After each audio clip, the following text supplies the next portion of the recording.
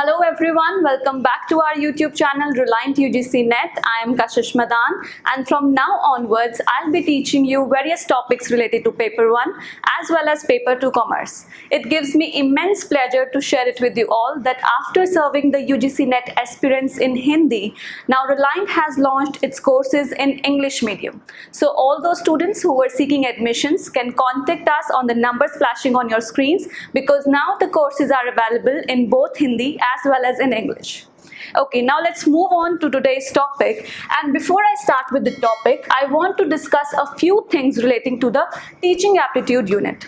The points that I have mentioned for you state that this unit is very basic, very simple, and very conceptual. Conceptual means you just have to have a clear understanding of the topics, and with that you can crack each and every question of teaching aptitude. Along with it, you also require the application knowledge of the concept. As you all know, now UGC is asking you questions that are conception based, that are related to a particular scenario or a given experience. So for cracking these kind of questions, you should have a clear understanding of the topic, and you should learn the art of applying the concept to the given question. And in my coming videos, I'll be guiding you over that also. Please subscribe our channel and hit the bell icon so that you can get all the latest notifications of our videos. And another point is that this unit becomes very scoring for you. Each and every time, almost 5 to 6 questions, or sometimes maybe more than that, will be asked to you regarding this particular unit. 5 to 6 questions amount to like 12 marks, and for unit that is such basic and conceptual unit, you cannot lose your 12 marks. Right? I hope these points become clear to you, and it will help you to understand that how relevant this unit become in your coming examination. Next, we move on to today's topic, and today's topic is the levels of teaching. There are, guys, 3 levels of teaching, as you all know. First one is the memory level, second one is the understanding level, and the third one is the reflective level of teaching. This is the thoughtless level, this is the thoughtful level, and reflective is the upper thoughtful level of teaching. In this video particularly, we are going to talk about the thoughtless level, that is the memory level of teaching.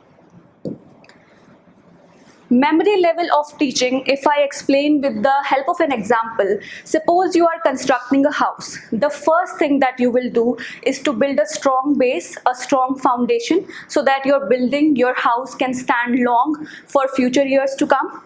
Similarly, when your formal education starts, or you start learning higher conceptual things, you form a basic structure, a basic foundation, a basic mental ability and memory in the child, so that he can get himself prepared for the coming years of education. If I go formally with the definition, what is exactly memory level of teaching? It only and only talks about supplying the factual information to the memory of the students. And how we do it? We do it with the help of rote learning and cramming of things. We repeat the things again and again, so that the concept, the topic that we are trying to convey to the student gets stick to their minds, right? So with the formal definition, you can understand that the teacher gives the factual information to the student, so that the student can just memorize it without understanding it, which means there is no place for self-learning, there is no place for active learning. You are just cramming the things, you are just repeating the things and inculcating the factual data in your mind, right? Moving ahead, who has given the topic or the concept of this memory level of teaching? So Johann F. Herbert, who is a German philosopher, gave the concept of the memory level of teaching, and along with it, he was the founder of the pedagogy model also. All those students who were preparing earlier also for this examination, they must be knowing about pedagogy, they must be knowing about andragogy and the heutagogy model. I will be covering these topics in my coming videos, because these topics become very important for your coming exam.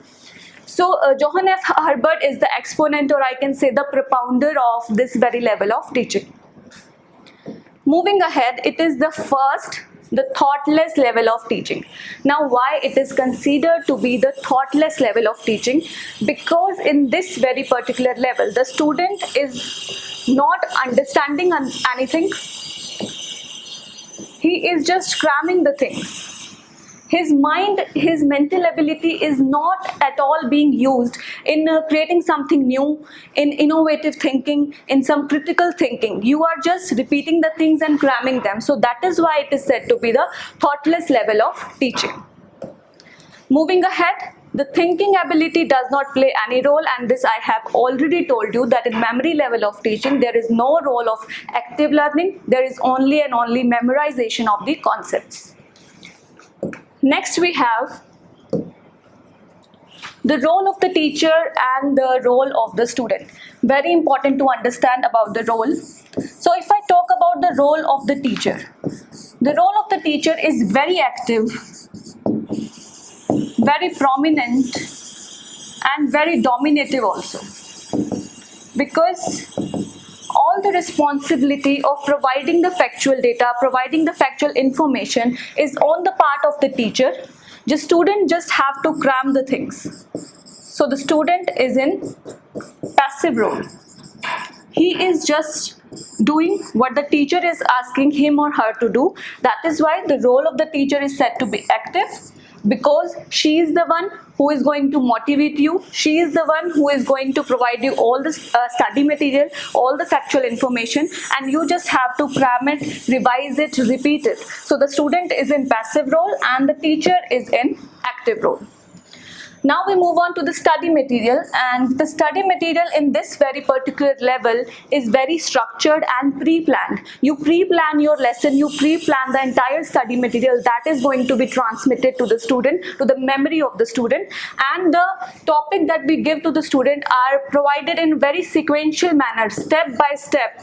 You keep on raising the understanding level of the student. So that is why the study material is pre-planned, pre-structured, and each and everything is provided in a very sequential order. Moving ahead, the memory level of teaching lacks insight, means the mental ability is not at all involved. And if I talk psychologically, it is compared with the cognitive level of teaching. All of you must have heard about the Bloom taxonomy of learning. What is exactly the Bloom taxonomy? We are going to discuss it in the next session, in the coming video. But Bloom has given 3 domains: the cognitive domain, the affective domain, and the psychomotor domain. And if compare this cognitive domain to the levels of teaching, it is exactly equal to the memory level of teaching. What is exactly the cognitive domain? The cognitive domain talks about providing the information, which means knowing the facts is the only task of the student. Rest depends upon the teacher. So cognitive domain becomes equivalent to the memory level of teaching, and about this cognitive domain, affective domain, psychomotor domain, we will discuss that later on. Next is the motivation, that what sort of motivation is present in memory level of teaching. So guys, motivation can be of 2 types. First one is the intrinsic motivation, and the second one is the extrinsic motivation. If you are internally motivated, if you yourself feel motivated to do something, to learn something, to understand something, for example, for this NTA examination, you are self-motivated because it is your dream, you want to become a professor or anything, you are just internally motivated that I want to crack this exam. If that thing happens, that you are internally motivated, then it is said to be intrinsic motivation.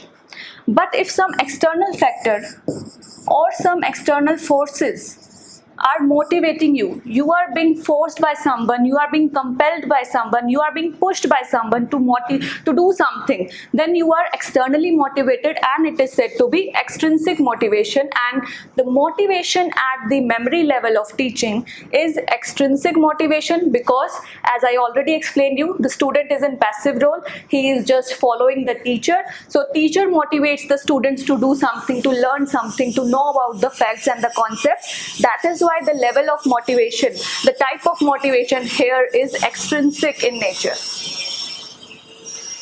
Next we have the different points, the different concepts that have been highlighted by Herbert. He has explained the entire model, the entire memory level of teaching in 4 parts. First, he talked about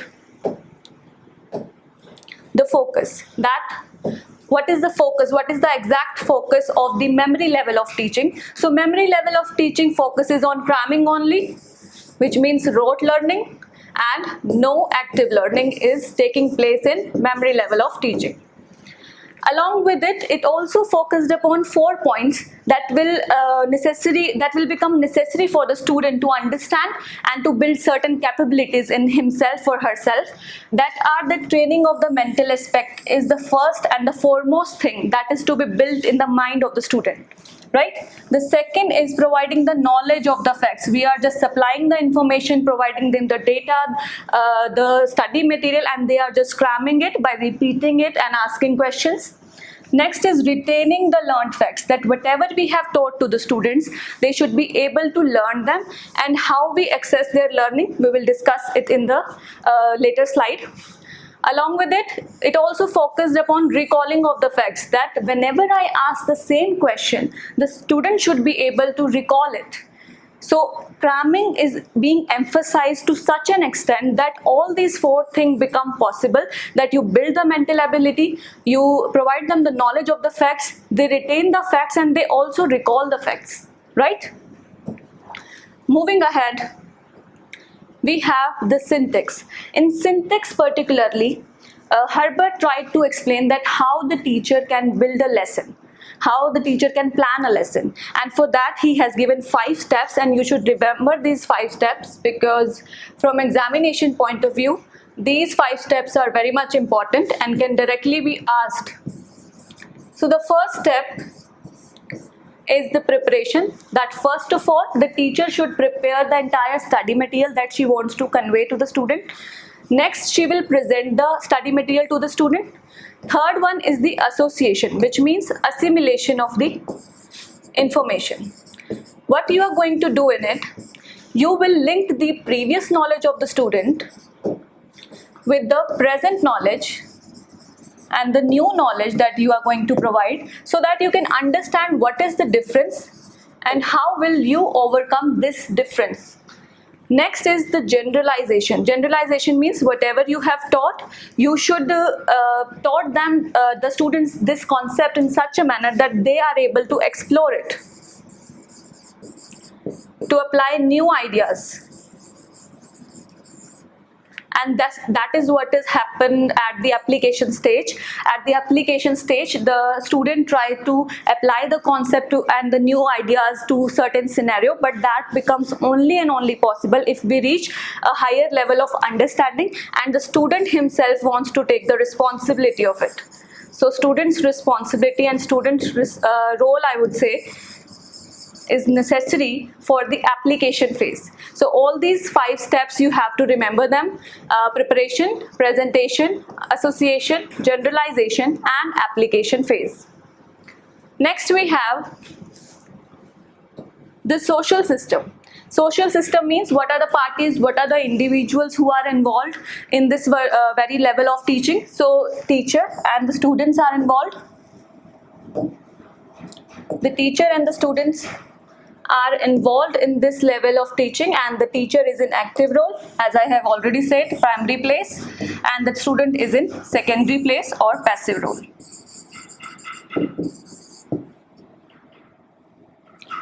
Next we have the support system. Support system means what are the methods that we are going to use for evaluating that whatever we have taught to the students, they have understood it, they have crammed it. So we focus here upon the oral test, the oral test and the written examination, but more importantly and more prominently, we use the essay type examination, in which we provide them the entire study material to the students. They just cram it, repeat it, revise it, and we develop a full-fledged examination, a paper in which the student have to answer certain questions which are repetitive in nature, so that we can identify if the concept have been learned properly by the student or not, right? What are the methods now that we use in memory level of teaching? So in memory level of teaching, we use drill method. Drill method means repeating the things again and again. All of us have done in junior classes, like we used to repeat a particular sentence or a particular question 4 to 5 times, so that we learn it, we cram it. So this is what is exactly the drill method, in which we just repeat the concept again and again and again. And the second method is the review and the revision method, in which you revise the syllabus, and then over that different sort of questions will be asked from you. So it becomes the third method, asking questions. So these are the different methods that can be used by the teacher for cramming of the facts, for inculcating the rote learning and providing the education to the students, right?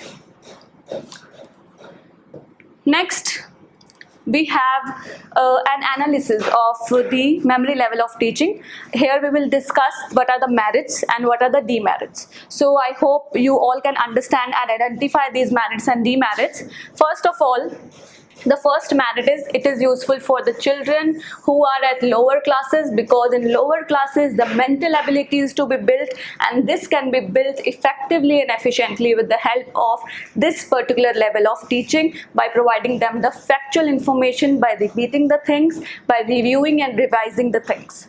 The second very important point that I want to highlight is that the knowledge at this level that we acquire is going to form a basis for the future, which means whatever we are going to learn, that will help us to improve our learning and understanding for the future years to come. We can get ourselves ready and prepared for the coming years of education, for the coming years of learning, with the help of what kind of knowledge we develop from the very basic, right?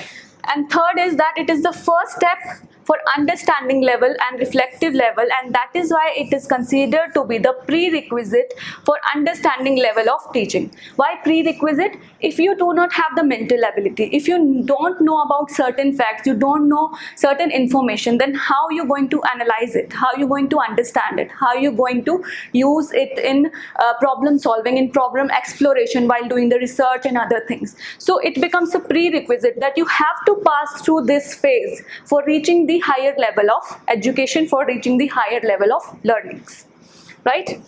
Now let's talk about a few demerits and the difficulties and disadvantages that we see in memory level of teaching. So the first of all, it does not contribute to the mental, to the development. Intellectual capabilities are not being developed of the students. That is why it is a big disadvantage for the students. It is not suitable for higher classes, because in higher classes we emphasize on understanding, we emphasize on problem solving. We do not involve the students in just cramming the things, so it is not suitable for higher classes. Next, at this level, students learn by rote, so the knowledge that they will gain, it cannot be applied to the real life situations, which means when you are confronted with the real life problems that particularly take place when you will pursue your research, will you be able to do it with the help of crammed facts? No, not at all. So for that you need understanding, you need reflective level of education. So rote learning and cramming of things will not be beneficial in solving the real life problems. Next is that there is no room for self-learning. I have already told you, and of course the students are kept in strict discipline. So it also kills their initiative power. The inner creativity is not built up here, so it also becomes a disadvantage of the memory level of teaching. With this, I have covered and I have tried to cover almost each and everything regarding the memory level of teaching. So thank you so much for watching the video. I hope you liked it, and if so, give it a thumbs up and do share it with your friends. Give me your suggestions and feedbacks in the comment section. I will be very happy to address them. And do join our Telegram group, guys, because we daily share a topic there which is very relevant for your coming examination, and that topic and questions are almost free for you. So don't miss the opportunity. Do join the group. Rest of the informations and details are given in the description box of this video. You can go there and click on the links for accessing various sources. Thank you so much for watching, and all the very best for your coming examination. Thank you.